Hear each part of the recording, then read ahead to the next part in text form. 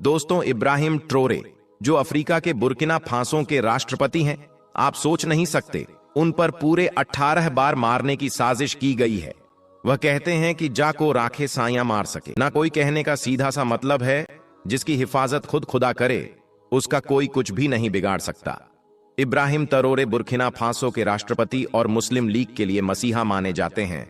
Africa के एक छोटे से गांव से निकलकर आज वह अफ्रीका की सेना के कमांडर बन चुके हैं। उन्होंने हाल ही में फ्रांस की सेना को अपने देश से निकाल फेंका और पूरे बुर्किना फासो के प्रेसिडेंट बन गए।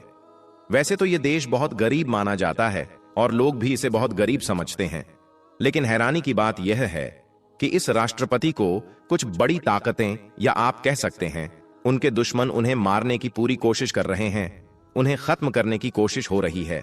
यह सब कुछ आप इमेजिन भी नहीं कर सकते। मीडिया के मुताबिक इब्राहिम ट्रोरे पर 1 नहीं, 2 नहीं, 3 नहीं, बल्कि 18 से भी ज्यादा बार हमला किया गया है। उन अटैक्स में ड्रोन अटैक, स्नाइपिंग अटैक और कई तरह के अटैक करवाए गए हैं, और ऐसा कौन सा तरीका ना रह गया हो जो अटेम्प्ट ना हुआ हो। दोस्तों, लेकिन हैरानी की बात यह है कि इतनी ज्यादा कोशिश करने के बाद भी यह इंसान बचने में कामयाब रहा। यही कारण है कि बुर्किना फासो के साथ साथ बाकी अफ्रीकी देश भी इब्राहिम ट्रोरे को the man with 80th life के नाम से भी जानते हैं, पुकारते हैं। इसका मतलब यह है, एक आदमी जो 18 जानों के साथ हो। ऐसा इसीलिए कहा जाता है कि यह 18 बार ऐसी साजिशों से बच चुके हैं जो इनको खत्म करने के लिए की गई थी। बाकी सब तो छोड़िए, यहां पर सबसे बड़ा सवाल यह खड़ा होता है कि एक ऐसा सबसे बड़ा लीडर जो अभी जवान है, जो मौजूदा दुनिया का सबसे कम उम्र वाला राष्ट्रपति है और जिसने गद्दी भी 2022 में संभाली है, और ऐसे नए नवेले और कम उम्र वाले इब्राहिम ट्रोरे से आखिर किन ताकतों को प्रॉब्लम है। और उससे भी बड़ा सवाल है कि क्या प्रॉब्लम है, अब किसको प्रॉब्लम है और क्या प्रॉब्लम है। इस पर तो डिटेल में बात होगी ही, और थोड़ी सी नजर हम उन कोशिशों पर भी डाल लेते हैं जो उनको कत्ल करने में की गई थी। इनके ऊपर जितने भी एसोसिएशन, जितने भी अटेम्प्ट हुए थे, उनमें से ज्यादातर तो ऐसे हैं जिनकी कंप्लीट जानकारी कभी बाहर आने ही नहीं दी गई। सिक्योरिटी रीजन की वजह से कुछ ऐसे भी रीजन हैं, चाहते हुए और ना चाहते हुए भी इनकी जानकारी बाहर आ भी गई थी। मिसाल के तौर पर जनवरी 2024 में जब बुर्किना फासो में विस्फोट इवेंट हो रहा था और एक बड़े इवेंट की शुरुआत हो ही रही थी, जिसको अफ्रीका का कप ऑन ऑफ नेशन नाम से जाना जाता है, और बिल्कुल उसी वक्त ही प्रेसिडेंट इब्राहिम ट्रोरे के घर को उड़ाने का प्लान बनाया गया। और यह मौका इसीलिए चुना गया कि जो सिक्योरिटी होती है वह डिस्टर्ब रहती है, उसका ध्यान बाकी चीजों पर होता है। यह लोग लगभग अपने मंसूबे में कामयाब हो ही चुके थे, मगर इस प्लान के आखिरी अंजाम से चंद लम्हा पहले ही बुर्किना फासो की जो सिक्योरिटी थी, वह रशियन फॉरेन इंटेलिजेंस की वजह से इसको अनकवर करने में कामयाब रही और फौरन ही इस मंसूबे को नाकामयाब कर दिया। हैरानी की बात तो यह है, इनके दुश्मनों ने इनके खिलाफ बैकअप प्लान भी बना रखा था। मतलब अगर इनका घर नहीं उड़ाया जा सका तो बैकअप के तौर पर इन्होंने उन गवर्नमेंट गाड़ियों को और उनमें से एक खास गाड़ी को उड़ाने का प्लान बना रखा था, जिसमें राष्ट्रपति इब्राहिम ट्रोरे बैठते हैं। उसी को विस्फोट करने का प्लान बना चुके थे जब पहला प्लान फेल हो ही चुका था और वहां तक सिक्योरिटी आसानी से पहुंचने में कामयाब रही। इसी तरह का एक और मामला जिसने बुर्किना फासो के लोगों के होश उड़ा दिए, वह तब हुआ था जब एक दिन इब्राहिम ट्रोरे के सबसे करीबी और खास होते हैं जो सिक्योरिटी के लोग होते हैं, उनमें से एक फौजी ने यह खुलासा किया कि इब्राहिम ट्रोरे को खत्म करने के लिए $5 मिलियन ऑफर किए गए थे। रिपोर्ट के मुताबिक एक इन्फ्लुएंसर बंदा बाहर से आया और जो इब्राहिम ट्रोरे के सबसे खास सिक्योरिटी गार्ड्स हैं, उनसे रिश्ते बनाने शुरू किए और उन्हीं में से एक को $5 मिलियन ऑफर किए ताकि वह इब्राहिम ट्रोरे को खत्म कर सके, और उसने हामी भी भर ली थी। प्लान यही था कि इब्राहिम ट्रोरे को उस वक्त खत्म किया जाएगा जब वह नमाज अदा कर रहे होंगे, वह भी पॉसिबली मस्जिद के अंदर। लेकिन हैरानी की बात यह है, इब्राहिम ट्रोरे के आसपास रहने वाले उस सिक्योरिटी गार्ड ने पैसे तो ले लिए और हामी भी भर ली थी। फिर उसके बाद लिहाजा उस गार्ड ने इब्राहिम ट्रोरे के पास जाकर सारे प्लान की पोल खोल दी। इस तरह से एक और आतंकवादियों का प्लान फेल हो चुका था। उसके मुताबिक ऐसा उसने इसीलिए किया क्योंकि उसका जमीर यह करने की इजाजत नहीं दे सकता था।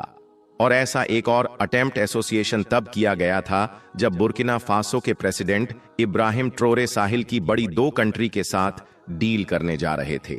यह एक ऐसी डील थी जिसके अंडर में बुर्किना फासो, माली और अफ्रीका का एक और देश, मतलब कि तीनों देश एक अलायंस तैयार कर रहे थे, जिसके अंडर न केवल मिलिट्री कंप्रेशन शामिल था बल्कि इकोनॉमिक ऑपरेशन भी शामिल था। तीनों ही देश से फ्रांस और बाकी की फौजों को बाहर निकालना था और बाकी बहुत सारे फैसले भी लेने थे। मुद्दे की बात यह है, इब्राहिम ट्रोरे को तो इस इवेंट से 1 या 2 दिन पहले भी वार्निंग दी गई थी और इसके बावजूद न जाने से और पीछे हटने से मना कर दिया। आखिरकार वह दिन आया। दुश्मनों ने उनको मारने के लिए ड्रोन से अटैक करवाया, लेकिन इस बार भी उनकी टीम किसी न किसी तरीके से उनको फेल और नाकाम करने में सफल रही। ऐसे एक मामला सितंबर 2023 में भी देखने को मिला था, जब बुर्किना फासो की गवर्नमेंट की तरफ से यह अनाउंस किया गया था कि हमने एक मिलिट्री कूप को फेल कर दिया है, बल्कि इनकी मिलिट्री के अंदर ही उनको कत्ल करने और तख्ता पलट करने की एक बहुत बड़ी साजिश की जा रही थी।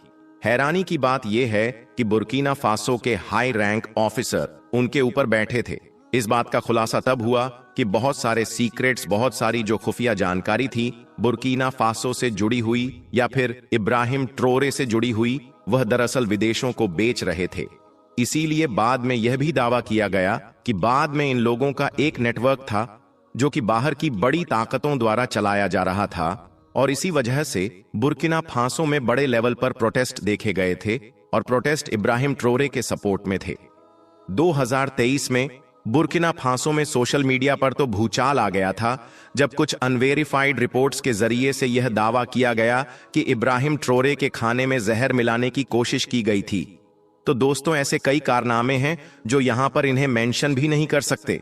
दोस्तों, इब्राहिम ट्रोरे ये एक ऐसा मुस्लिम लीडर है, ये आज दुनिया में एक ऐसा नाम बन चुका है जिसको शायद ही कोई शख्स ऐसा होगा जो ना जानता होगा।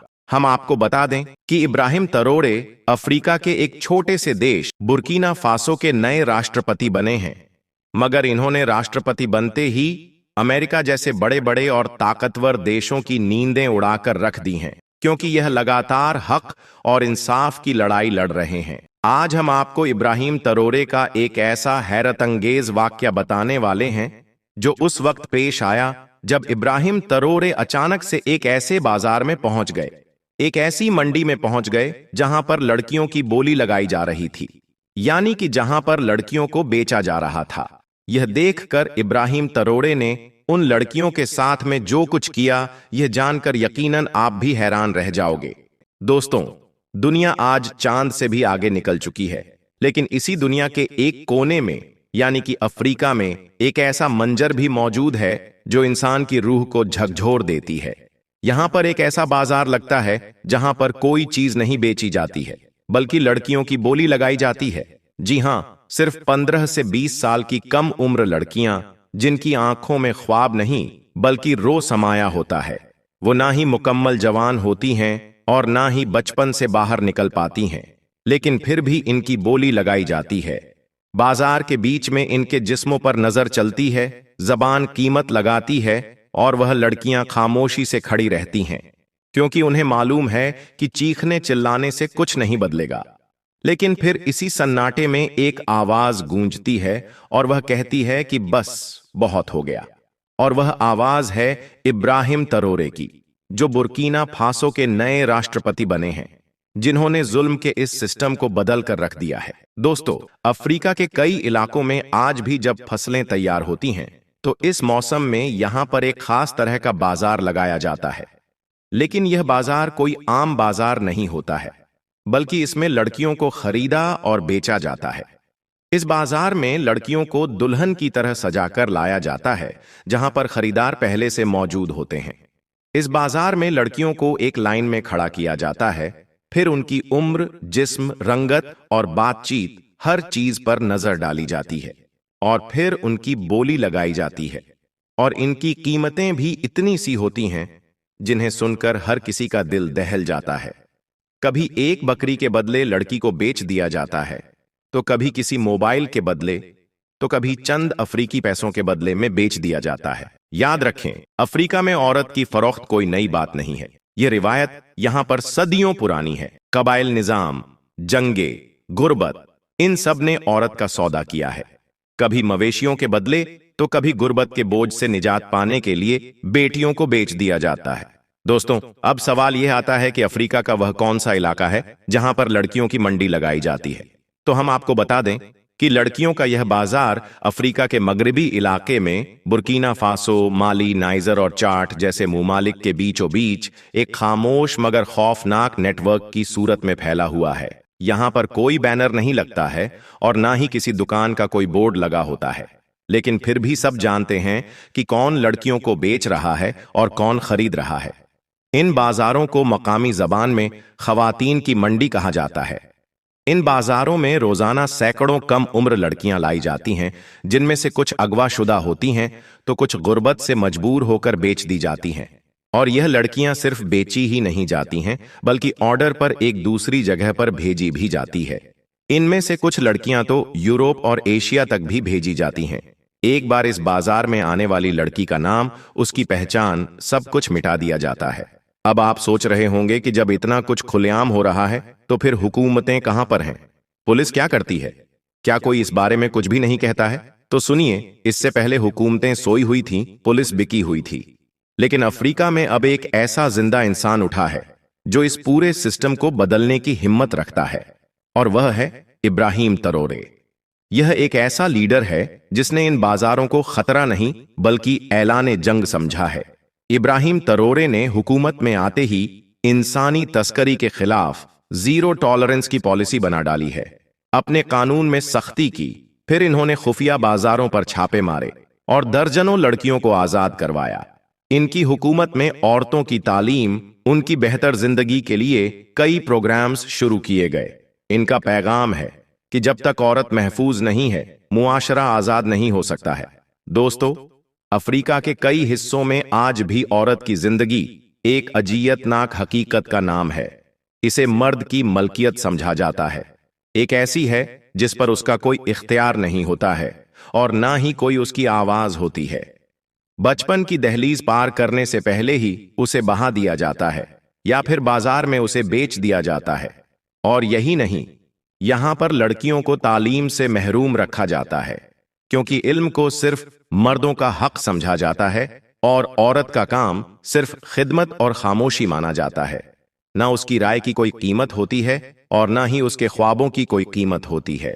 यह वह मुआशरा है जहां पर बेटियों को बोझ और औरत को गुनाह का साया समझा जाता है। लेकिन अब एक तब्दीली की हवा चल पड़ी है।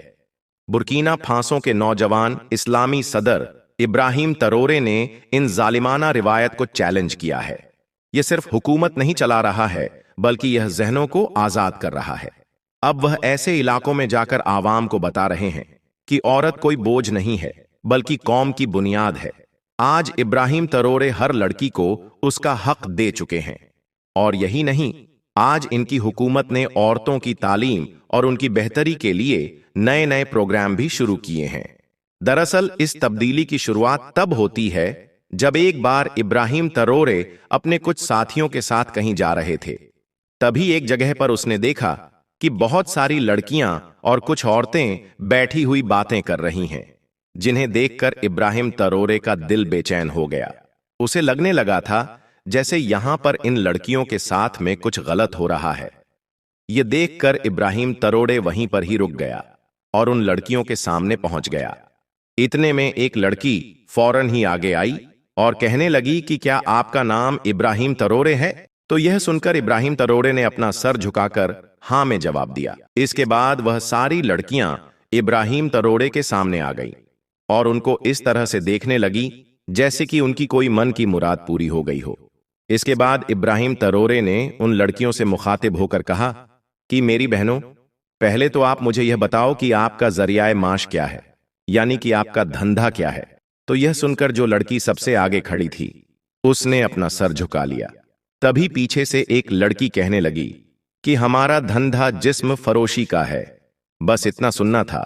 इब्राहिम तरोरे ने फौरन ही अपनी आंखें बंद कर लीं और फिर दिल ही दिल में अस्तगफार करने लगे। फिर कुछ देर खामोश रहने के बाद बोले कि मेरी बहनों, ऐसी क्या मजबूरी है कि आपने गुनाह के इस रास्ते को चुना है? तो इस पर एक लड़की कहने लगी, मुझे अपने छोटे भाई बहनों का पेट पालना है, इसलिए मेरी किस्मत मुझे यहाँ पर ले आई है। तो किसी ने कहा कि मुझे जबरदस्ती यहाँ पर लाया गया है।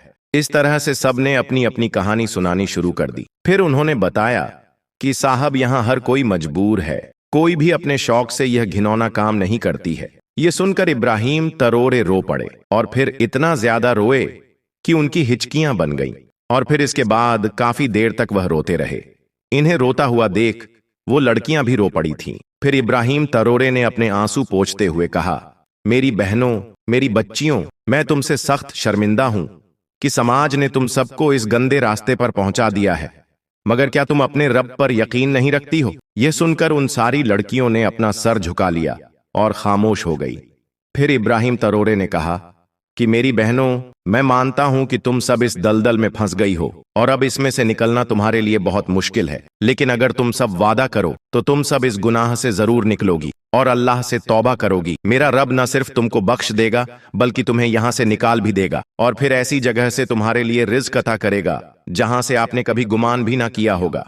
ये सुनकर वह सारी लड़कियां रोने लगीं और कहने लगीं, साहब, आपका यह समाज हमें कभी कबूल नहीं करेगा। इस पर इब्राहिम तरोरे ने उन्हें दिलासा देते हुए कहा कि अगर तुम सच्चे दिल से तौबा करोगी तो अल्लाह ताला इसका भी कोई हल जरूर निकाल देगा। और हाँ, मैं अभी एक ऐसी खातून को फोन करता हूं जो एक बहुत बड़ी एनजीओ से ताल्लुक रखती है। वो तुम सबका न सिर्फ निकाह का बंदोबस्त कर देगी बल्कि आप सबकी हर मुमकिन मदद भी करेगी। बस आप अपने दिल में यहां से निकलने का पक्का इरादा कर लो। यह सुनकर वो सारी लड़कियां खुशी के आंसू रोने लगी, क्योंकि वह सब इस नजासत वाली नापाक और गंदी जिंदगी से छुटकारा पाना चाहती थी। इसके बाद इब्राहिम तरोरे ने उन सब लड़कियों से कहा कि अभी तुम सब अपनी नमाजें तौबा अदा करो और अल्लाह पर भरोसा रखो। आज से तुम्हारी यह जगह पाक और साफ होनी चाहिए। फिर उन सब लड़कियों ने वादा किया और फिर नमाजें तौबा पढ़ने लगी। फिर इब्राहिम तरोरे ने अपने लोगों से कहा कि जो लोग यहां कारोबार कर रहे हैं, ऐसे लोगों पर फौरन ही कड़ी से कड़ी कार्रवाई की जाए और उन सबको पकड़कर जेल में डाल दिया जाए। दोस्तों, याद रखो, इस्लाम से पहले अरब में भी लड़कियों का सौदा होता था।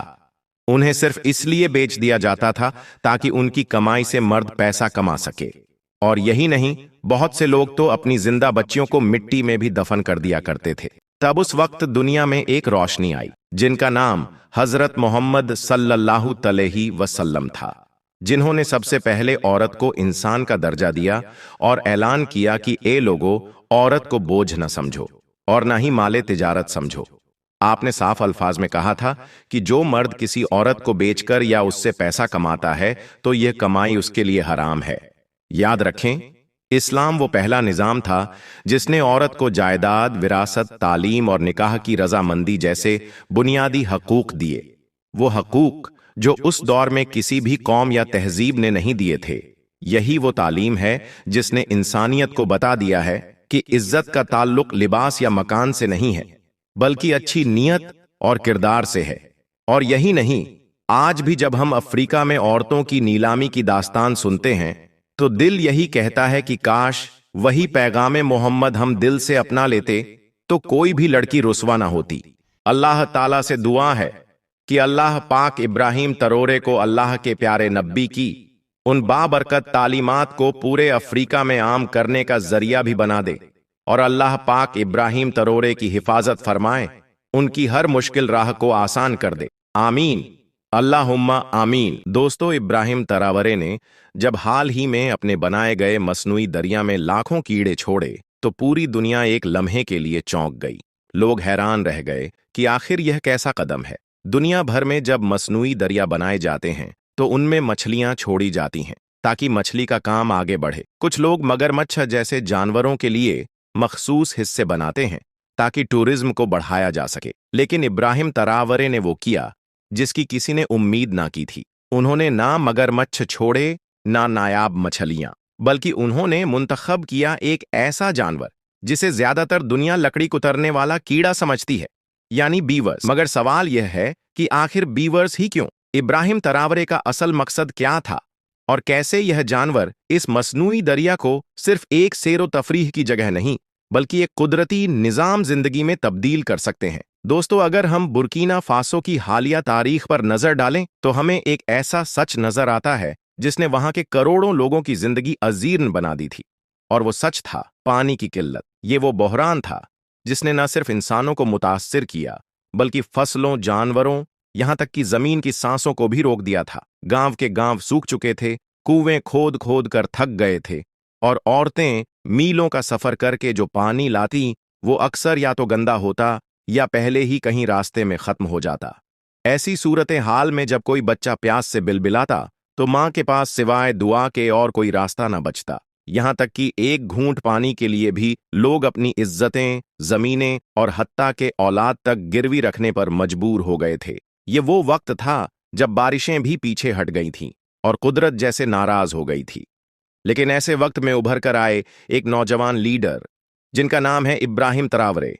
उनके आने के बाद सिर्फ नारे नहीं लगे बल्कि अमली इकदामात भी किए गए, और इन्हीं इकदामात में सबसे बड़ा कदम था एक मसनूई दरिया बनाना।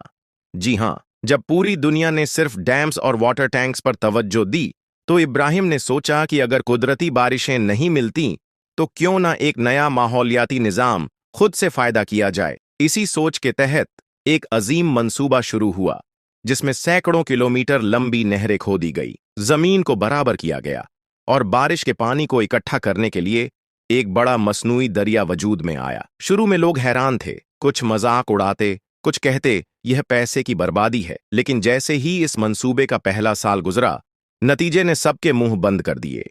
जहां पहले फसलें सूखती थीं वहां अब हरियाली लहराने लगी। किसानों की आंखों में उम्मीद जाग उठी और जानवरों को साफ पानी मिलने लगा। ये मसनूई दरिया सिर्फ पानी का जखीरा नहीं था बल्कि यह एक नई जिंदगी की निशानी बन चुका था। गांव के बच्चे जो कभी नदी देखे बगैर बड़े हो रहे थे अब पानी में खेलने लगे।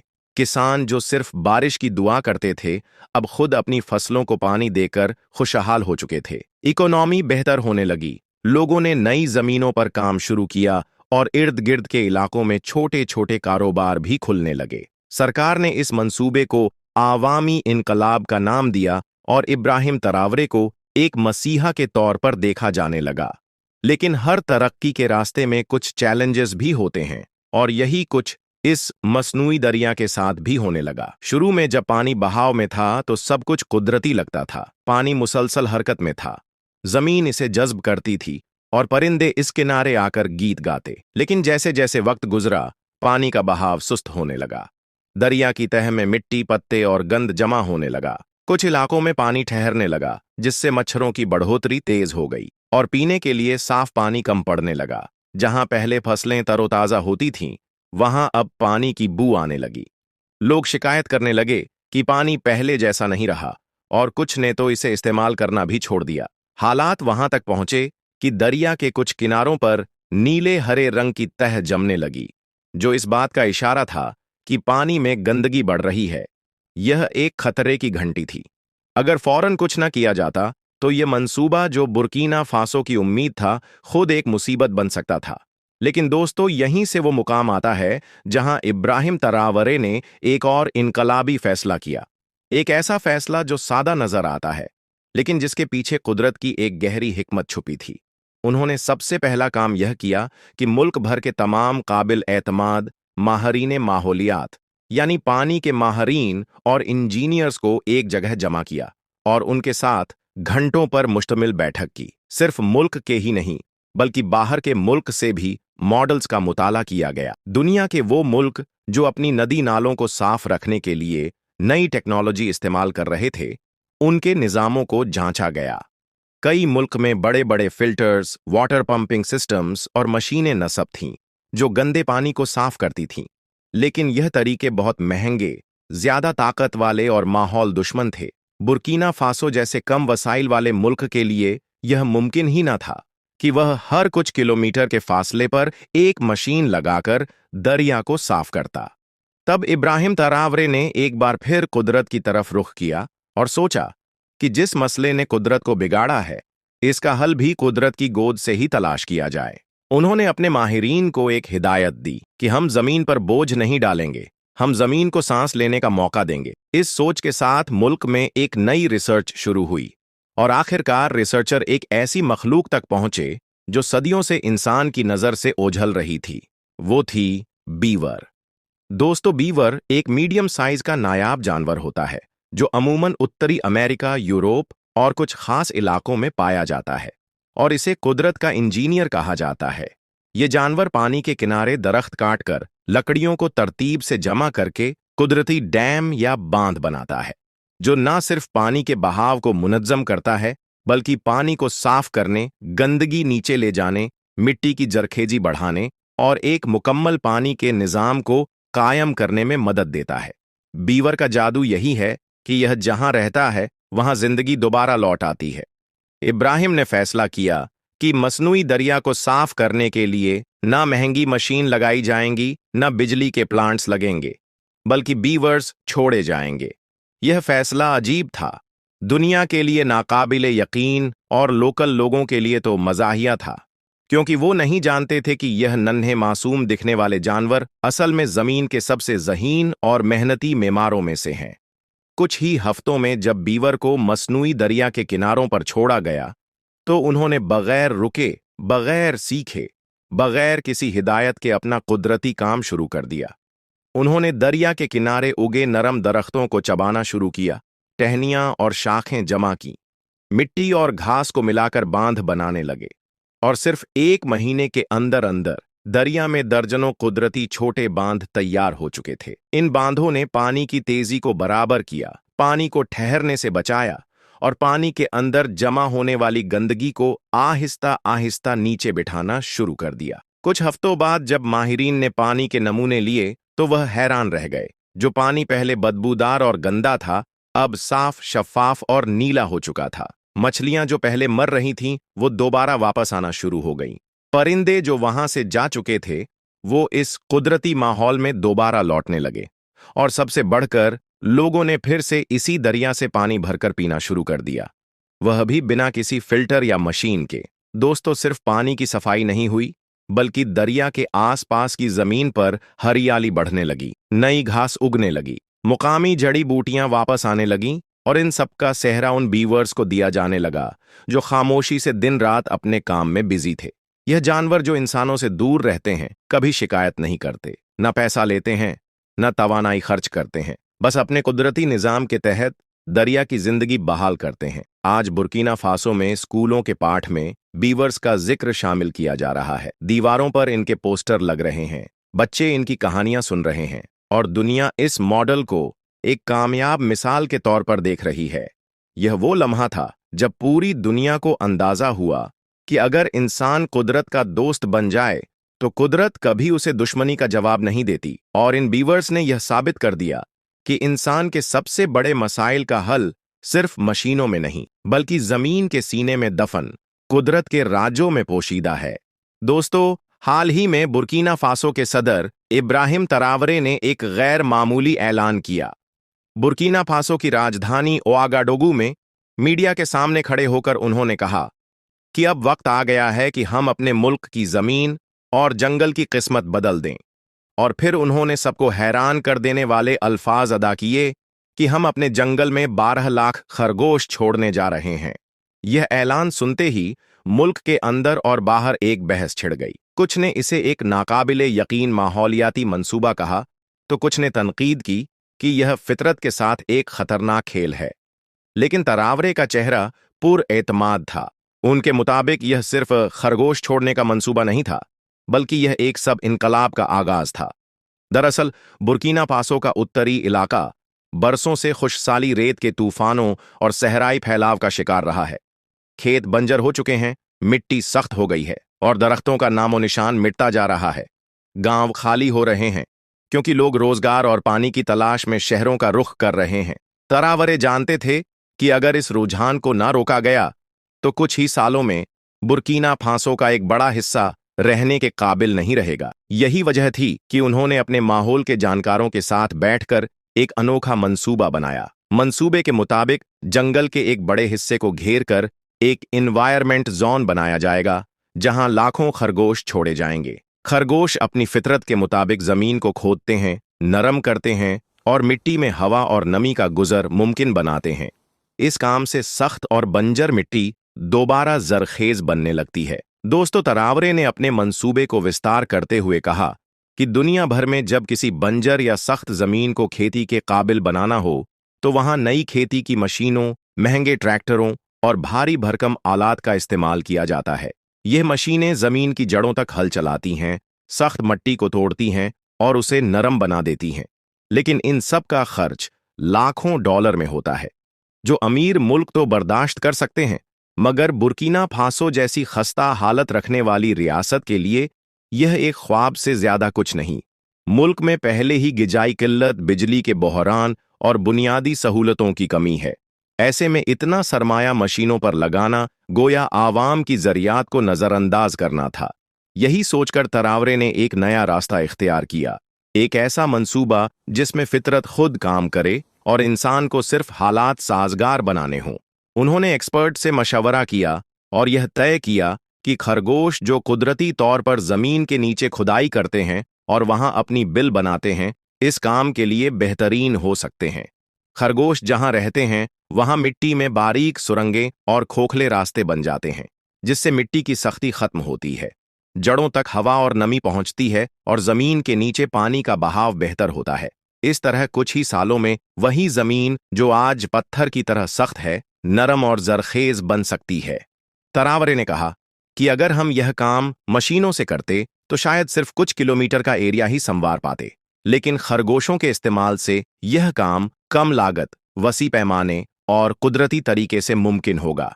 इस मंसूबे से बचने वाला सरमाया पानी के जखीरे बनाने, शजरकारी करने और लोकल लोगों को रोजगार फराहम करने पर खर्च किया जाएगा, ताकि एक ही वक्त में माहौल भी संवरे और आवाम की जिंदगी भी बेहतर हो। उनके मुताबिक यह मंसूबा सिर्फ जमीन को जिंदा करने का नहीं, बल्कि मईशत को सहारा देने का भी जरिया है। और अगर यह कामयाब हुआ तो बुर्किना फासो आने वाले बरसों में खुराक में खुद कफील हो सकता है। दोस्तों, यह मंसूबा महज एक नजरिया नहीं था, इसकी बुनियाद हकीकी साइंसी रिसर्च पर थी। तरावरे ने कहा कि उन्होंने दुनिया के दूसरे खेतों में ऐसे तजुर्बात का मुताला किया है जहां खास जानवरों को छोड़कर जमीन की साख्त बदली गई और वहां हरियाली लौट आई। लेकिन फर्क यह था कि तरावरे इस मॉडल को अफ्रीका के सबसे गर्म जंगली इलाके में आजमाने जा रहे थे। उनका मकसद सिर्फ मट्टी को बेहतर बनाना नहीं था, इस मंसूबे से लोकल लोगों को रोजगार भी मिलेगा। खरगोशों की देखभाल, इलाके की निगरानी, पौधे लगाने और पानी के निजाम को बेहतर करने में हजारों लोगों को नौकरियां दी जाएंगी। इसके साथ साथ पास वाले गांव को कहा गया है कि वह फ्यूचर में इस जमीन पर फसलें उगा सकेंगे, जिनका एक हिस्सा हुकूमत खरीदकर खुराकी जखायर में शामिल करेगी। तरावरे ने ऐलान किया कि यह खरगोश जंगल के 1 लाख हेक्टेयर रकबे में छोड़े जाएंगे, जिसमें से सिर्फ 5% पर फिलहाल हरियाली है, बाकी मुकम्मल तौर पर रेत का समंदर है। लेकिन मंसूबा यह है कि अगले 5 सालों में कम से कम 80% इलाके को खेती के काबिल बनाया जाए। ये सुनकर बहुत से माहरीन हैरान रह गए। कुछ पश्चिमी मीडिया हाउसेस ने दावा किया कि तरावरे का यह मंसूबा सच्चाई से ज्यादा एक सियासी शो लगता है, लेकिन बुर्किना फासो के लोग इसे एक उम्मीद की किरण समझ रहे हैं। उनके लिए यह सिर्फ माहौलियात का मंसूबा नहीं है, यह बका की जंग है। तरावरे का कहना है कि यह कदम न सिर्फ माहौल के संतुलन को बेहतर बनाएगा, बल्कि पानी के जखायर में भी इजाफा करेगा, क्योंकि नरम मिट्टी बारिश के पानी को ज्यादा देर तक रोक सकेगी। इसके नतीजे में जमीन के नीचे पानी की सतह बुलंद होगी और सूखे कुएं दोबारा भरने लगेंगे। उनका विजन यह है कि एक दिन यह इलाके न सिर्फ सैराब हो जाएं, बल्कि यहां फल, सब्जियां और चारा भी उगाया जा सके।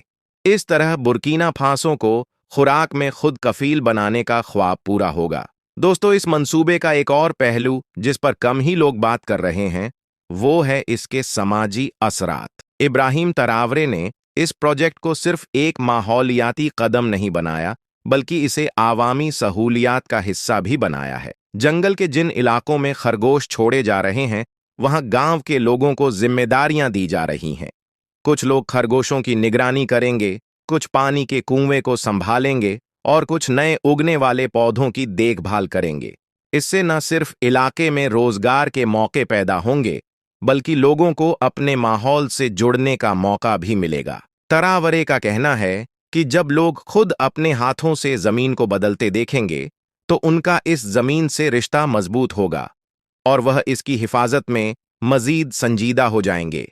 इसके अलावा यह मंसूबा बुर्किना फासो के नौजवानों के लिए एक अमली तरबियतगाह भी साबित होगा, जहां वो माहौल की हिफाजत और खेतीबाड़ी के नए लेकिन कुदरती तरीके सीख सकेंगे। तरावरेपुर उम्मीद हैं कि कुछ सालों बाद यह मॉडल अफ्रीका के दूसरे मुल्कों के लिए भी मिसाल बन जाएगा और शायद वह भी महंगी मशीनरी और गैर जरूरी अखराजात से बचते हुए इसी कुदरती मॉडल को इख्तियार करेंगे। यूं एक छोटे से मुल्क का यह अलग कदम पूरे महाद्वीप में एक तहरीक की शक्ल इख्तियार कर सकता है। लेकिन सवाल यह है कि क्या यह सब इतनी आसानी से मुमकिन हो पाएगा? खरगोशों को काबू में रखना, शिकारी जानवरों से बचाना और मिट्टी को जरखेज बनाने का यह तजुर्बा कामयाब होगा या नहीं, इसका फैसला आने वाले कुछ साल करेंगे। मगर एक बात तय है, यह मंसूबा बुर्किना फासो की तारीख का सबसे बड़ा एनवायरमेंट जुआ है और अगर यह कामयाब हो गया तो वाकई इस मुल्क की तकदीर बदल देगा। आप अपनी राय कमेंट्स में जरूर बताएं।